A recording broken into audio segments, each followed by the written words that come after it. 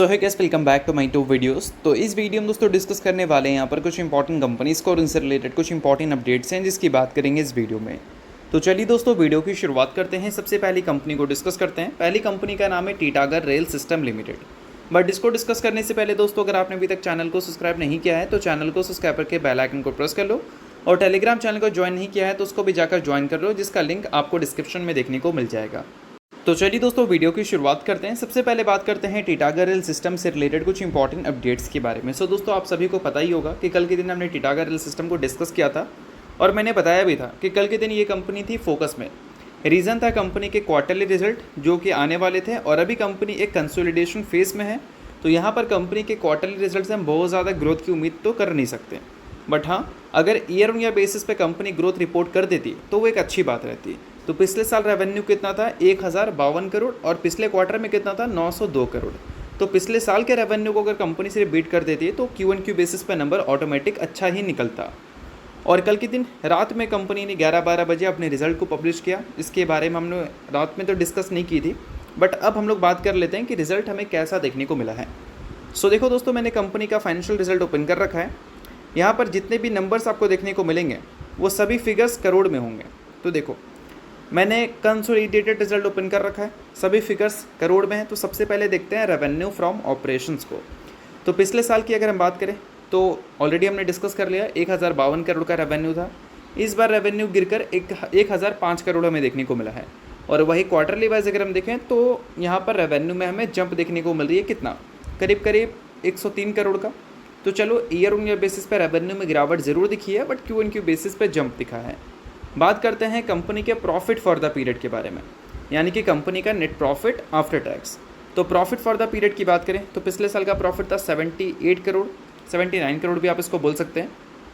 उसको कंपैरिजन करें तो 64 करोड़ पे कंपनी का प्रॉफिट गिर कर आ चुका है, और वही क्वार्टरली वाइज देखें तो 62 करोड़ से प्रॉफिट बढ़कर 64 करोड़ हमें देखने को मिल रही है। तो बोल सकते हैं कि इस बार जो Q4 के रिजल्ट कंपनी ने शो किया है वो Q1Q बेसिस पे ज़रूर थोड़ा बेटर तो है, but year on year basis पे बिल्कुल भी बेटर नहीं है, ऐसा हम कंसिडर कर सकते हैं। अब देखा जाए तो स्टॉक ऑलरेडी काफ़ी अच्छे खासे करेक्शंस पे दिख रही है, वैल्यूएशंस भी काफ़ी ज़्यादा नीचे है। तो देखना काफ़ी इंटरेस्टिंग होगा कि ये जो नंबर है जहाँ पर Q1Q बेसिस पे तो जंप है, but year on year basis पे गिरावट है रेवेन्यू प्रॉफिट में, तो उसके बेसिस पे मार्केट का क्या रिएक्शन होता है। तो आपको ये रिजल्ट कैसा लगा वो मुझे कॉमेंट में ज़रूर बताना। और मेरे हिसाब से 53% का गिरावट कंपनी 52 वीक हाई से ऑलरेडी दिखा चुकी है।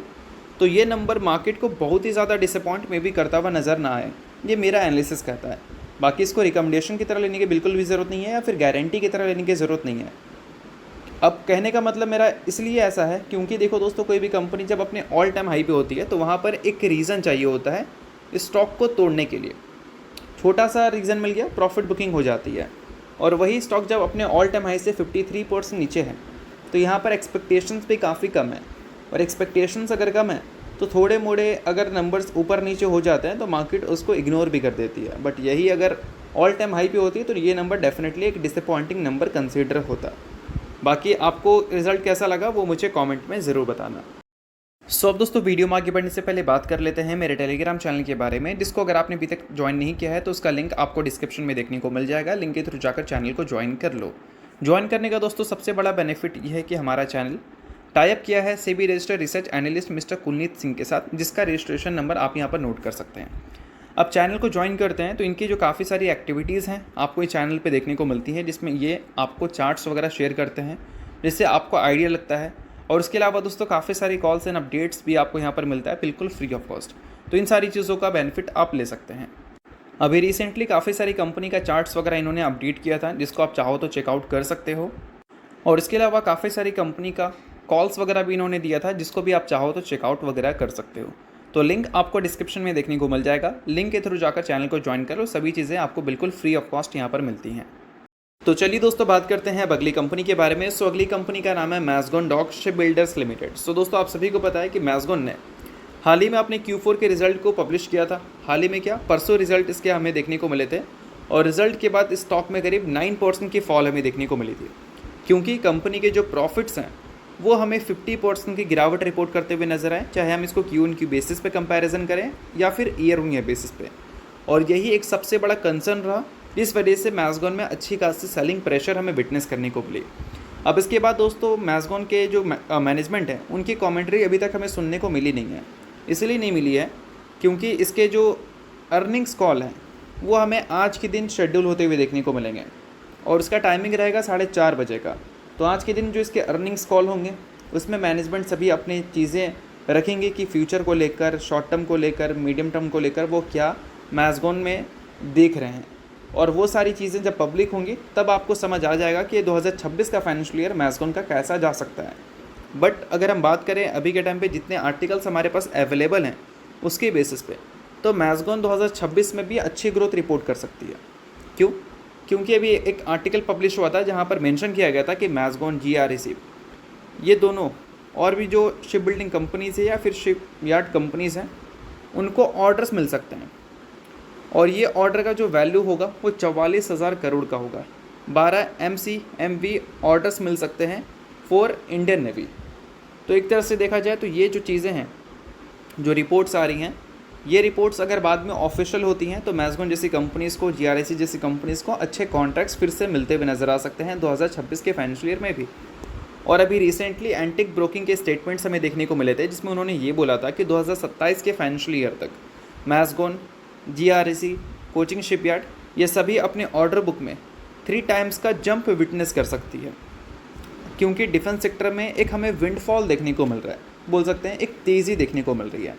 अब ये 3 टाइम्स का नंबर इसलिए मेंशन किया गया है क्योंकि अभी रिसेंटली इंडिया पाकिस्तान वॉर हमें देखने को मिला था जिसके बाद हमारी गवर्नमेंट डिफेंस में अपनी स्पेंडिंग को और भी बढ़ा सकती है। और यहाँ पर कुछ रिपोर्ट्स ये भी क्लेम कर रहे थे कि हमारी जो डिफेंस स्पेंडिंग है हमारे GDP का 1% समथिंग कुछ है जिसको आगे चलकर 4% तक किया जा सकता है और 50,000 करोड़ का एडिशनल इंक्लूज़न हमें देखने को मिल सकता है हमारे डिफेंस बजट में। तो ऐसे क्या है कि जो भी डिफेंस कंपनी है, चाहे वो शिपयार्ड कंपनीज़ हो, एरोस्पेस कंपनी हो, कोई मतलब नहीं है, सभी को अच्छे कॉन्ट्रैक्ट्स मिलते हुए नज़र आ सकते हैं। तो इन सारी चीज़ों पे आप थोड़ा सा नज़र दौड़ाना क्योंकि 2026 में भी अच्छे कॉन्ट्रैक्ट्स की पूरी उम्मीद है। अब इन सारी चीज़ों के बाद दोस्तों एक और अपडेट की बात कर लेते हैं जो कि कंपनी के वैल्यूएशंस का है। अब देखो, आप सभी को मैंने सिखाया है कि जब किसी भी कंपनी के EPS में तेज़ी देखने को मिलती है तो वैल्यूएशंस हमें थोड़ा नीचे आता हुआ देखने को मिलता है और EPS में अगर गिरावट देखने को मिले और शेयर में अगर तेज़ी देखने को मिले तो वैल्यूएशंस काफ़ी तेज़ी से ऊपर चला जाता है। और अभी क्या हुआ है मैज़गॉन में कि इसके EPS में तेज़ी देखने को मिल रही थी बट वो तेज़ी बोल सकते हैं लिमिटेड था। बहुत ज़्यादा बड़ा तेज़ी हमें इसके EPS में, EPS नहीं, वैल्यूएशन की बात हो रही है। एक सेकंड में फिर से क्लियर कर देता हूँ। अभी रिसेंटली में जो स्टॉक में अच्छी परफॉर्मेंस दिखी थी उस वजह से कंपनी के जो वैल्यूएशंस हैं वो थोड़ा ऊपर जा रहे थे बट वो वैल्यूएशन उतना ऊपर नहीं थे। लाइक इसके प्रीवियस वैल्यूएशंस की बात करें जो कि सबसे हाई पे था वो 60 का था, उतने ऊपर तक नहीं गए थे। बट अभी क्या है कि रिसेंटली कंपनी ने जो अपने Q4 के अर्निंग्स वीक रिपोर्ट किया जहाँ पर कंपनी के EPS गिरे, उस वजह से कंपनी के EPS में यहाँ पर हेवी ड्रॉप देखने को मिली और इसी वजह से कंपनी के वैल्यूएशंस काफ़ी तेज़ी से पंप हो गए, ऊपर चले गए। तो अभी 60 की PE के आसपास आपको ये कंपनी दिख रही है। तो देखना काफ़ी इंटरेस्टिंग होगा कि आने वाले ट्रेडिंग सेशन में मैज़गॉन जैसी कंपनीज़ को लेकर मार्केट का क्या रिस्पांस होता है। लास्ट ट्रेडिंग डे FIS ने सेलिंग की थी तो वंस अगेन FIS की सेलिंग उन सारी कंपनीज़ में दिख सकता है जो कंपनी में आपको वैल्यूएशंस थोड़े एक्सपेंसिव देखने को मिल रही है। बट हाँ, इसको रिकमेंडेशन की तरह मत समझना, सभी चीज़ें सिर्फ एजुकेशन पर्पज़ के लिए है। तो चलिए बात करते हैं अगली कंपनी के बारे में जिसका नाम है KPI ग्रीन एनर्जी लिमिटेड। अगर दोस्तों इसकी बात करें तो हाल ही में इसने भी अपने Q4 के रिज़ल्ट को पब्लिश किया था जिसके बाद काफ़ी अच्छी रिस्पांस मार्केट ने इसको दिया था।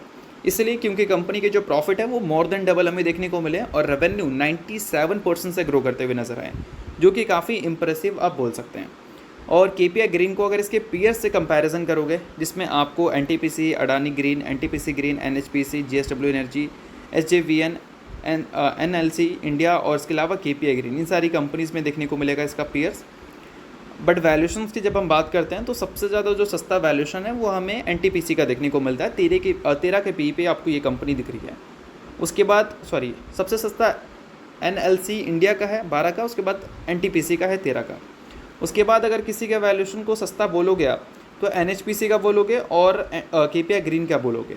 बट जब हम बात करते हैं Q4 के रिज़ल्ट के बारे में तो किसके अर्निंग्स हमें कितने % से ग्रो करते हुए नजर आए उसकी बात कर लेते हैं। तो देखो दोस्तों, अगर हम बात करें NTPC की जिसके सबसे सस्ती वैल्यूएशन है तो वहाँ पर आपको रेवेन्यू सिंगल डिजिट में और प्रॉफिट डबल डिजिट में ग्रो करता हुआ नज़र आया। और जिसका सबसे एक्सपेंसिव वैल्यूएशन है NTPC ग्रीन, उसका प्रॉफिट 188% से और रेवेन्यू 22% से ग्रो करता हुआ नज़र आया। और केपीए ग्रीन की बात करें तो इनके जो नंबर हैं रेवेन्यू के वो 96% से ग्रो करते हुए नजर आए और प्रॉफिट 129% से ग्रो करते हुए नजर आए। तो नोट करने वाली बात यहाँ पर यह है कि इसके जो रेवेन्यू ग्रोथ है वैसे रेवेन्यू ग्रोथ हमें किसी भी कंपनी के देखने को नहीं मिला और इसके जो प्रॉफिट ग्रोथ है वैसा प्रॉफिट ग्रोथ सिर्फ एक कंपनी का हमें देखने को मिला है जिसका नाम है NLC इंडिया, जिसका 311% से प्रॉफिट ग्रो हुआ है। हमने NTPC ग्रीन को कंसीडर नहीं किया है क्योंकि NTPC ग्रीन अभी रिसेंटली मार्केट में आई है, नंबर्स बहुत छोटे हैं, तो इस वजह से आपको बीच बीच में ऐसी ग्रोथ देखने को मिल जाएगी इसके प्रॉफिट में, क्योंकि दिखाने के लिए कुछ है नहीं, जब भी कुछ दिखा दी तो बड़ा ग्रोथ दिख जाएगा, तो इस वजह से इसको हमने कंसीडर नहीं किया है। तो नोट करने वाली बात यहाँ पर ये है कि जितने भी इसके पीयर्स हैं उन सबके कंपैरिजन में अगर ग्रोथ देखोगे तो KPI ग्रीन का सबसे बेटर है, या फिर बोल सकते हैं सेकंड बेटर है। अगर दोनों में इंक्लूड करते तो सबसे बेटर है, बट वैल्यूएशन वाइज ये कंपनी बहुत ही एक्सपेंसिव नज़र नहीं आ रही है अपने पीयर्स के कंपैरिजन में। तो इसका मतलब ये है कि ये कंपनी थोड़ी अंडर वैल्यूड कंसिडर ज़रूर होती है, तो इस चीज़ पे थोड़ा सा ध्यान रखना। और मैनेजमेंट की गाइडेंस यहाँ पर ये है कि 2030 तक कंपनी हर साल अपने रेवेन्यू को 60% से ज़्यादा ग्रो करती हुई नज़र आएगी। तो ये भी एक काफ़ी बुलिश गाइडेंस था कंपनी के मैनेजमेंट की तरफ से, जो कि अगर अचीव कर लेती है तो काफ़ी ज़्यादा अच्छी बात होगी KPI ग्रीन के इन्वेस्टर्स के लिए। किसी भी तरह का रिकमेंडेशन नहीं है, सभी चीज़ें मैंने आपको एजुकेशन पर्पज़ के लिए बताई है, बाकी आप खुद का रिसर्च और एनालिसिस भी कर सकते हो। तो चलिए इसके अलावा बात करते हैं अगली कंपनी के बारे में, जिसका नाम है अशोक लेलैंड्स। रिसेंटली दोस्तों कंपनी ने Q4 के रिजल्ट को पब्लिश किया था, उसके साथ कंपनी ने बोनस की भी अनाउंसमेंट की थी, जिसका 1:1 के रेशो में बोल सकते हैं रेशो था। तो एक के बदले कंपनी ने एक इक्विटी शेयर देने का फैसला किया था। अगर आप अशोक लेलैंड्स के इन्वेस्टर हैं तो बेशक ये न्यूज़ आपके लिए इंपॉर्टेंट है, इन्वेस्टर नहीं है इग्नोर कर सकते हैं, न्यूज़ थी इस वजह से मैंने बता दिया, बाकी किसी भी तरह का ये रिकमेंडेशन नहीं है। तो चलिए दोस्तों ये वीडियो यहीं तक था, होप करता हूँ वीडियो आपको अच्छा लगा होगा, लाइक कीजिए, पहली बार सब्सक्राइब कीजिए, वीडियो के लिए बहुत बहुत शुक्रिया।